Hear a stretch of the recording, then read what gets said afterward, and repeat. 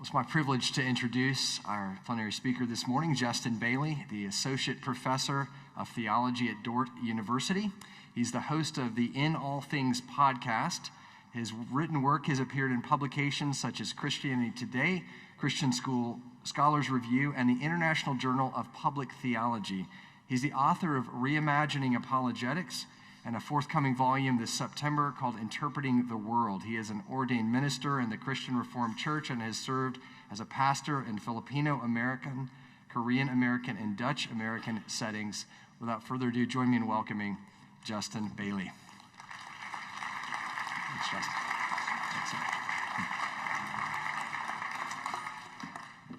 Well, good morning. It is such a privilege to be with you this morning, and I want to thank my friend Jessica Hooten-Wilson for connecting me to Eric and SCL, and through them to you. So just over 10 years ago, a statement from a student sent me back to school. It went like this: when we are in church and I'm listening to the preaching, it's like someone is weaving a spell. I believe, and the world makes sense to me. But then I walk out the door, and it's like the spell is broken. I was a pastor in my early 30s, serving emerging adults in the suburbs of Chicago, and I was encountering this troubling fragility in their faith, the fragility that I also found in my own faith. And to use his metaphor, it was like the standard spells that I had been taught in seminary didn't seem to hold outside the walls of the church. And so I went back to Hogwarts, back to school, to get a PhD in theology, of all things. Well, fast forward 5 years, I'm at the end of this theology program, and I'm given the opportunity to teach a class on Christian apologetics because nobody else wanted to teach it at the seminary. But what surprised me as the class got started is how many of my students here were in Southern California, students who were training for ministry, training to become counselors, teachers, pastors, and many of my students were suspicious about the subject matter. They complained that traditional apologetics, in which a person learns arguments and answers to objections, if they say that, then you say this, that failed to capture their imaginations, much less of their friends who struggled to believe. As one student put it, if apologetics is about making arguments and hitting unbelievers over the head with the truth, then I want nothing to do with it. My students worried that apologetics had been co-opted by the culture war, and that apologetic arguments were more about winning than witnessing. It's the testimony of these two students and others like them that have clung to me, because neither student was looking to leave the faith. They were looking for more holistic models of formation and witness that reckoned with the difficulty of belief in a sometimes brutal world. They were looking for something that captivated not just their intellect, but their imaginations too. They were searching for stronger spells. They were looking for an enchantment not so easily broken by the modern world. Think of Tom Bombadil in Tolkien's Lord of the Rings, who encounters, this is in the book, not the movies, you're like, when did that happen? Encounters the enemy's ring and is not ensnared. None has ever caught him yet. For Tom, he is the master. His songs are stronger songs, and his feet are faster. Or if Bombadil is too deep a cut, though perhaps not in this crowd, consider the words of C.S. Lewis in The Weight of Glory, where he writes, "Do you think I'm trying to weave a spell? Perhaps I am, but remember your fairy tales. Spells are used for breaking enchantments as well as for inducing them. And you and I have need of the strongest spell that can be found to wake us from the evil enchantment of worldliness which has been laid upon us for nearly 100 years." Or think of Rillian in the silver chair, who has to be re-enchanted and led out into a larger world. What I would like to suggest this morning is that beauty is our stronger spell. By beauty, I mean that feature of reality marked by excellence or elegance or electricity that provokes our delight and our desire. To live well is to respond rightly to reality, to a beauty that is good and grounded in truth. We are led into truth by its goodness, and into goodness by its beauties. You see, we almost never start with truth. We almost always start with the aesthetic dimension, with our felt experience of the world, with these things that draw and gravitate our attention. And beauty gives us stronger spells, faster feet, like Bombadil. Beauty whispers a word that seeks to wake us unnumbered times a day from the evil enchantment of worldliness. Now, don't get me wrong. While beauty may break the silver chair, it is no silver bullet. If our apologetic fascination is really about winning or achieving mastery over other minds or about being in control of the conversation, then we will find beauty a poor tool for that task.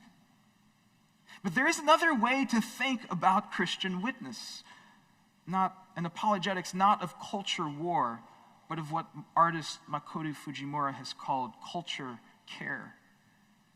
Here we nurture culture as we would a garden, which means that our engagement requires loving attention and the active planting of beautiful things. Yes, when gardening, there are things to resist and things to uproot. But culture care requires so much more: patient tending, daily diligence, generational faithfulness. And in the apologetics of culture care, artists and poets and writers, those who traffic in the imagination, surely would be our best guides. And the best arguments would be beautiful lives who live together in beautiful community.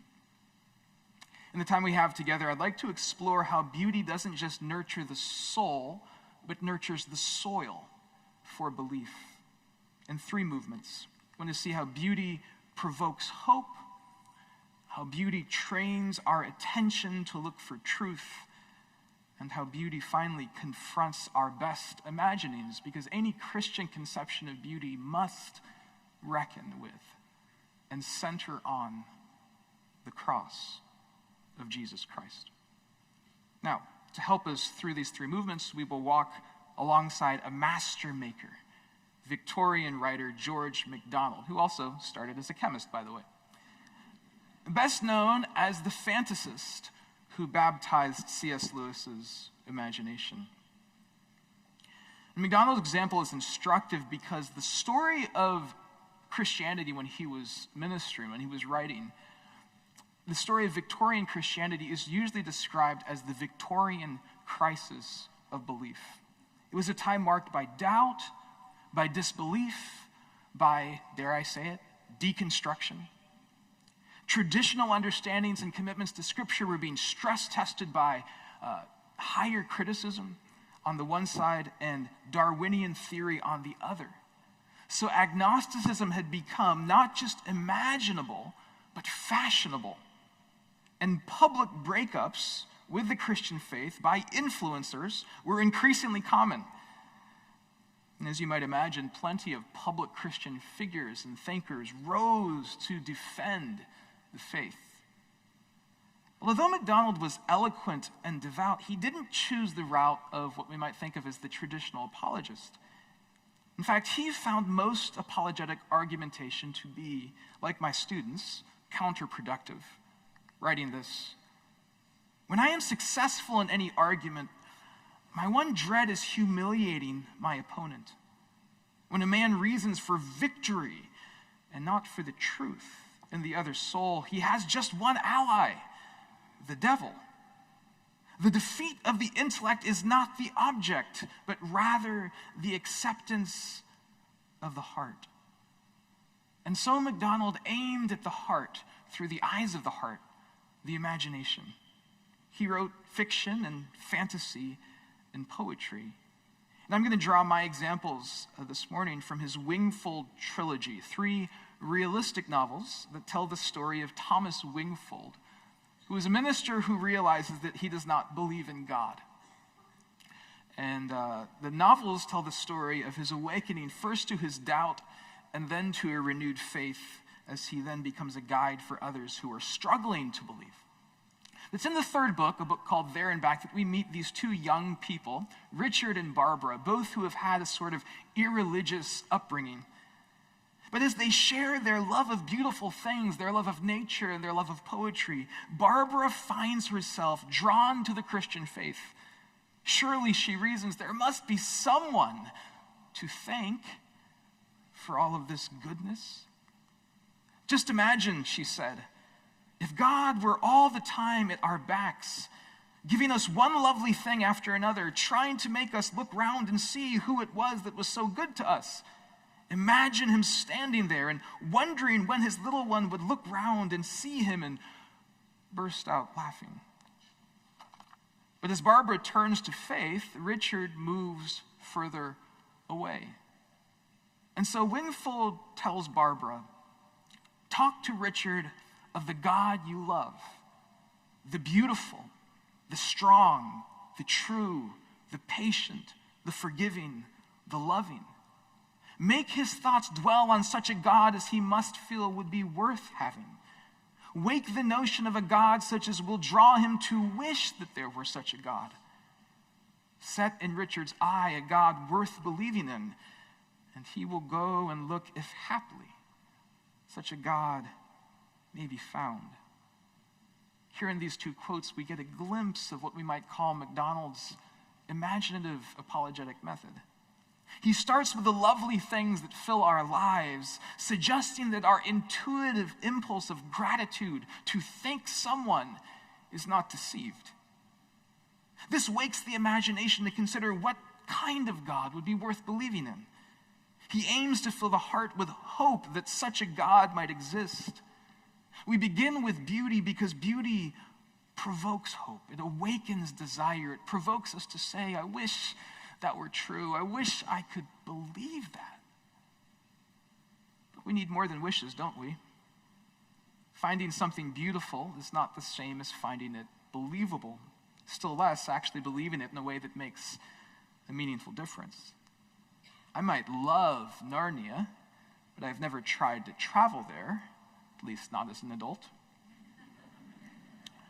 And we see this sort of critique in a letter from one of MacDonald's dearest friends, the deconverted art critic John Ruskin. John Ruskin's story is fascinating. He was the leading art critic of the Victorian times. He wrote 5 volumes of art criticism.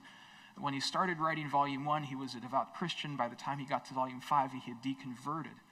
And it was his experience, the difference in his experience between sitting in museums and sitting in churches that made him lose his faith. Because it felt like art and beauty enlarged his soul, whereas everything he was getting in church had reduced it, had made big things seem very small. And they became very good friends, and they would write letters back and forth. And at one point, MacDonald sends his book of sermons, unspoken sermons because they were never actually delivered, to Ruskin. And this is what Ruskin wrote. Thank you exceedingly for the book. They are the best sermons, beyond all compare, I have ever heard or read. And if ever sermons did good, these will. Pages 23 through 34 are very beautiful, unspeakably beautiful. If only they were true. But I feel so strongly that it is only the image of your own mind that you see in the sky. Your sermons are unspeakably beautiful, says Ruskin. That doesn't mean that they are true. They are an exercise in wishful thinking, a reflection of your own good nature rather than anything else. And a similar critique could be made for an apologetic of beauty. That we stir up good feelings but never seek their ground, that we project our best wishes onto the world to obscure its brutality, that we imagine a God that fits us, that is good to us, that is beautiful for us, rather than a God who is actually there. And surely that sort of spell would be easily broken too, like a film that we know to be a fiction. Such a film may entertain us while we watch it, but it would not translate to life outside the theater in a meaningful way. It's beautiful, but is it believable? And yet putting things so starkly oversimplifies the complex and sometimes delicate dynamic of what it means to believe. Because the line between what is beautiful and what is believable is quite porous. Beauty itself trains our attention to recognize its own inner logic, and to feel grasped by beauty is in some sense to assent to some truth that we discern within it. To allow ourselves to be touched by its goodness. Yes, there are fantasies that are quickly forgotten, but most of us can testify to books and to films that made a lasting difference, that changed the way we saw the world, that changed the way that we lived. There was truth there. Indeed, the move from recognizing beauty to affirming truth is not a straightforwardly intellectual act. And if the Christian faith is not simply a set of truths to affirm, but more fundamentally a way of experiencing the world, being in the world, then it has to do with more than convincing our intellect. It also has to do with training our imagination to see and to hear and to feel, cultivating new, imaginative dispositions. And one of these dispositions is patience. Czech priest Thomas Halleck has provocatively suggested that atheists are not foolish or even wrong. They are just impatient. They have simply grown tired of waiting for God and want to resolve the apparent absence of God by slamming the door of belief instead of interrogating it and enduring it. But this is a truthful experience. And believers also wrestle with God's apparent silence, inaction, and delay. When you live with faith, it does not do away with the questions. Rather, faith changes how you experience the questions. And faith, writes Halleck, is patience with God. A disposition of trust grounded on the conviction that beauty, not brutality, is the deeper reality. Believers pray to this God even if we do not always sense God's presence. Mature believers testify to the continuing experience of doubt, and the struggle has integrity because it happens in this posture of openness, of faith, where believing and wanting to believe may be difficult sometimes to distinguish. And so beauty trains us to pay attention. It gives us the courage to hold the door of faith ajar, seeking whether there is a real presence behind the beauty. For why should desire disqualify belief? Because it might be wishful thinking? But whence came the wish, the power to dream? As Tolkien asked Lewis. In other words, we should not reject hope simply because it brings comfort. Rather, we should explore whether the hopes that bring comfort of the deepest kind have any real root in reality. Desire, properly directed, trains our sensibilities to look for truth, for nothing less than reality will satisfy us. As MacDonald writes, what if the warm hope denied should be the truth after all? What if it was the truth in it that drew the soul towards it by its indwelling reality? In other words, the generativity of the hope, the vitality it fosters, suggests its near relation to truth. After all, the conviction that the beautiful God is present and is engaged in healing creation somehow forges the most beautiful thing in the world, saints. And if there are such things as saints, surely there must also be a saint maker. Beauty provokes hope by awakening desire. Beauty trains the attention, slowing us down to consider the truth. But beauty serves us best, perhaps, by presenting us with the heart of Christian faith, not an irrefutable proof, but an inimitably beautiful person who invites us to a beautiful way, to a beautiful life. So too, there is for MacDonald a deeper ground of hope than its generativity in the lives of those who believe. Wingfold says that he is searching for an idea of God large enough, grand enough, pure enough, lovely enough to be fit to believe in. And his friend asks him as if he has found one. And Wingfold replies, "I think I am finding such." Where? In the man of the New Testament. So too, early in his journey, as he's preaching to his congregation in the midst of his struggle with doubt, he says this, "Hear me, my friends. I dare not say I know there is a Father. I dare not even say I think.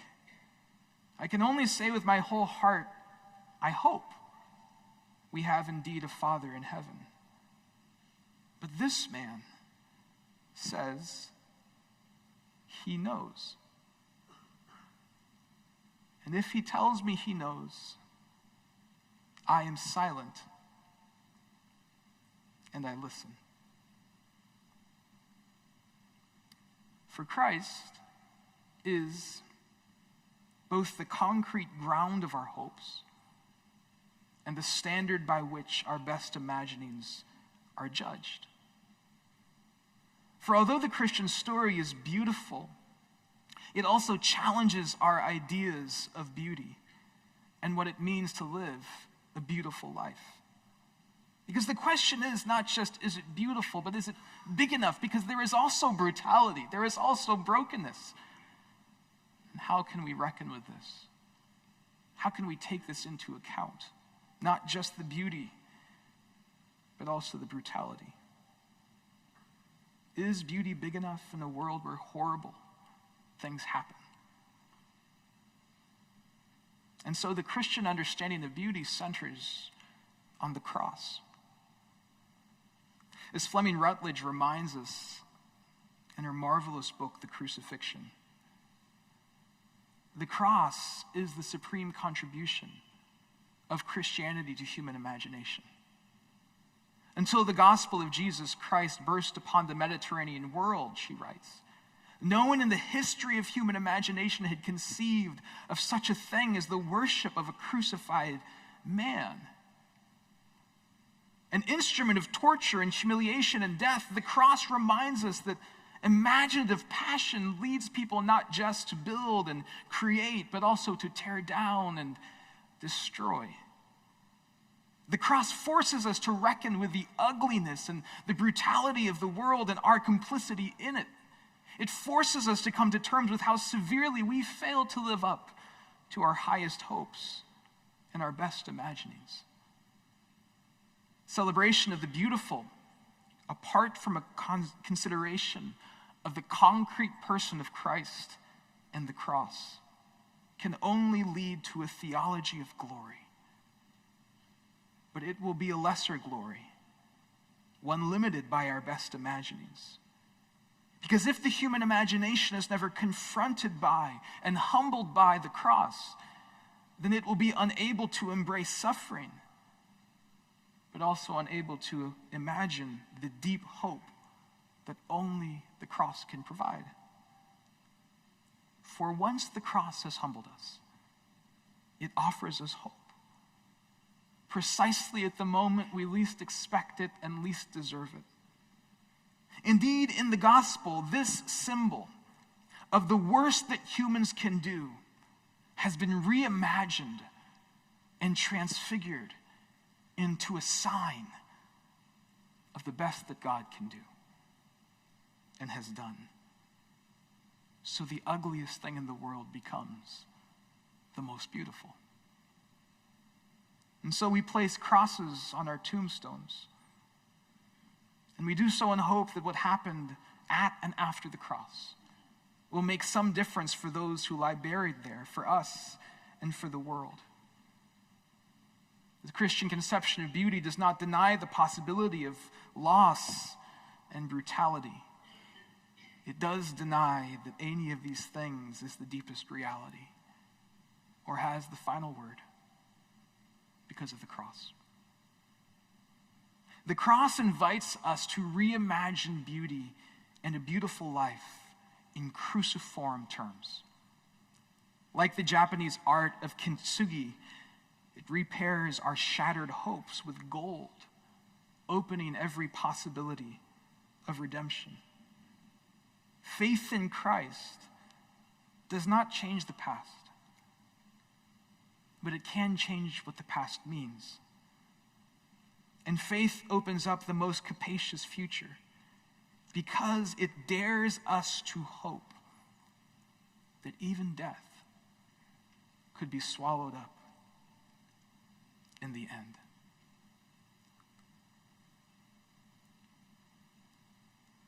This is our story. It heals our hopes. It awakens and redirects our desires. And these storytellers, the ones we get to teach, the ones we get to read as we walk alongside students, who have told the story with their beautiful lives and beautiful words and beautiful songs, they are our people. And we get to be the ones now to tell the old story again, passing on the stories to our children and to our students and to all who hear. Because by taking beauty seriously, what these storytellers show us is not that God will end up being whatever way we want him to be. They show us that whatever we imagine, God turns out to be better and more beautiful. Thank you.